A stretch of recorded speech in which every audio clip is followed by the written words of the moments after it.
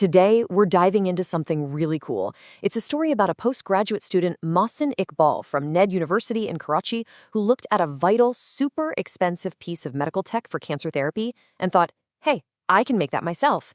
And he did, using a 3D printer for just a tiny fraction of the cost.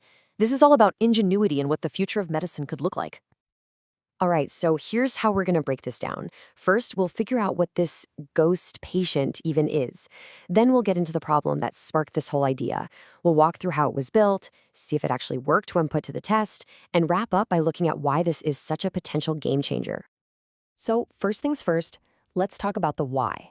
When you're dealing with radiation therapy, you have to be 100% sure that everything is perfect before the treatment begins. So how do you practice? I mean, that's the central challenge, right? You're using these powerful, life-saving beams of energy, but they need to be aimed with incredible precision. There's no room for error. You absolutely need a way to test and double-check your work safely before a real person is involved. Well, the answer is a device called a radiotherapy phantom. You can basically think of it as a high-tech crash test dummy, but for radiation. It's a stand-in, this ghost patient, that's designed to mimic human tissue perfectly.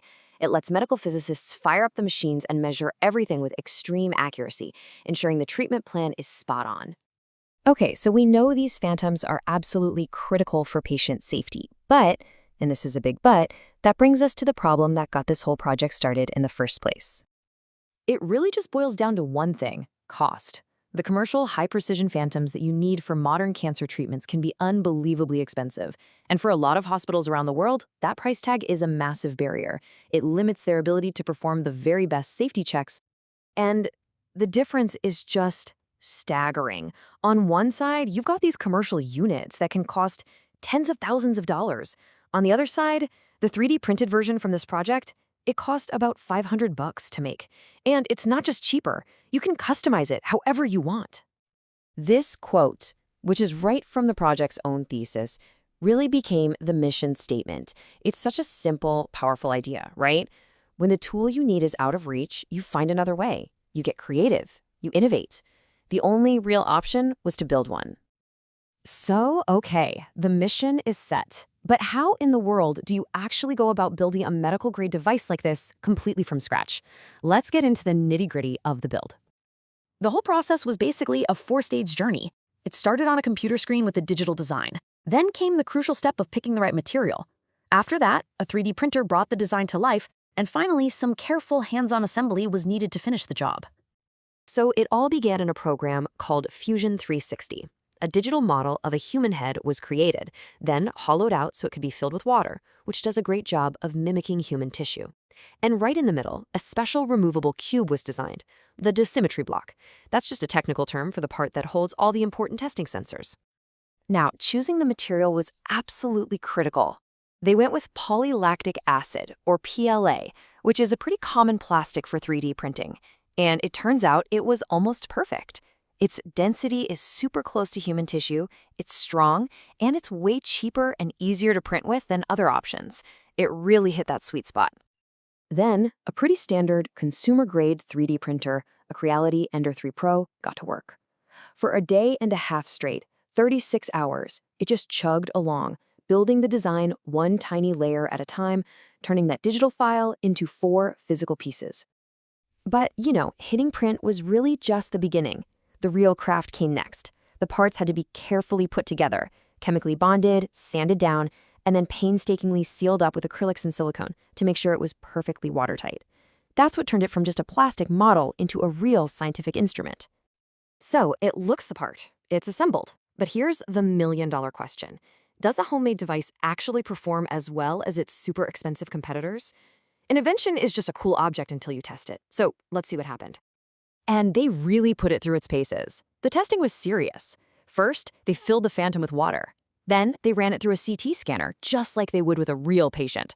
And finally, they used the exact treatment plans from 5 real cancer patients, zapping the phantom and measuring the dose to see if it matched what the computer predicted.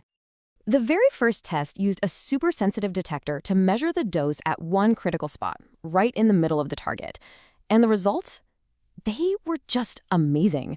Look at that deviation column. In every case, the difference between the planned dose and the measured dose was less than 0.5%. In medical physics, that is an incredible result. So what does that mean in simple terms? It means the Phantom totally nailed its first big test. It proved it could be trusted to measure the dose at a specific point, matching the computer's plan almost perfectly. A huge success, right out of the gate. But modern radiation therapy isn't just about hitting one point.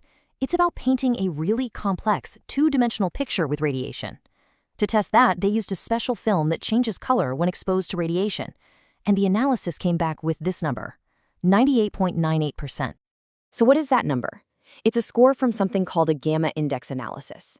It basically compares the map of the radiation they planned versus the map of the radiation the film actually recorded. The passing grade is usually 95%. So yeah, this didn't just pass, it totally crushed it. It was a near-perfect match. So let's zoom out a bit. The device works, it's accurate, and it's incredibly cheap to make. What does all that mean? What happens when a student with a desktop 3D printer can create a piece of medical equipment that actually rivals the big commercial versions? Well, the ultimate proof came when they put it head-to-head.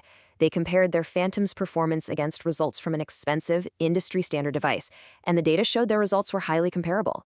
The student-built Phantom held its own.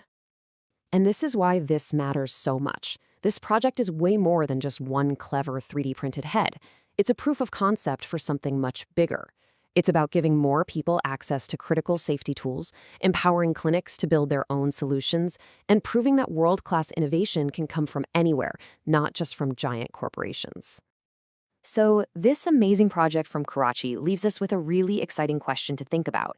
We might be heading into a future where essential, life-saving medical tools don't have to be shipped from a factory halfway across the world. Instead, they could just be downloaded and printed on-site, anywhere they're needed. What would that world even look like?